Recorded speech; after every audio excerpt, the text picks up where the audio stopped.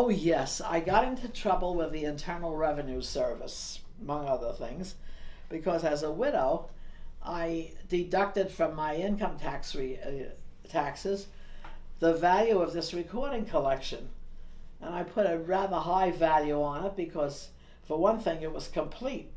It wasn't just a Rosenblatt record, it was all that he had ever made, including the European recordings. I don't know how my husband found them, but he even found the old European recordings of some of these European cantors. I get into this trouble with the income tax people, and they don't want to allow the deduction at all. And the fellow who was hearing my appeal said, well, I found a Rosenblatt record in a bin for $2 yesterday. How could you expect to get a $40,000 credit for this? I said, well, it isn't just one record, it's 4,000 records.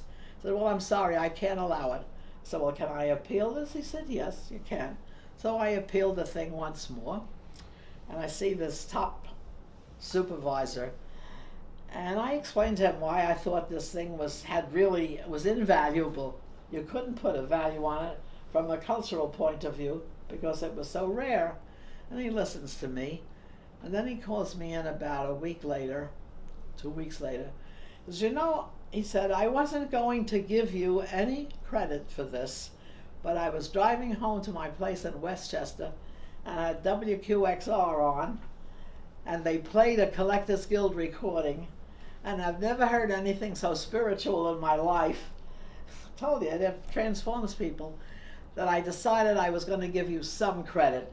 You can take off whatever you already deducted, and maybe another $10,000. So I said, well, then I don't owe you anything, right? He said, right. Ah, thank you. But I couldn't get over it. I wanted to give him some records. He said, oh, you can't give them to me. That's not allowed. I can't take a gift from you. But when he said I heard it on the radio, and I haven't heard anything so beautiful in a long time, I really got a thrill out of it. It got me out of a scrape with the income tax people. So there you are.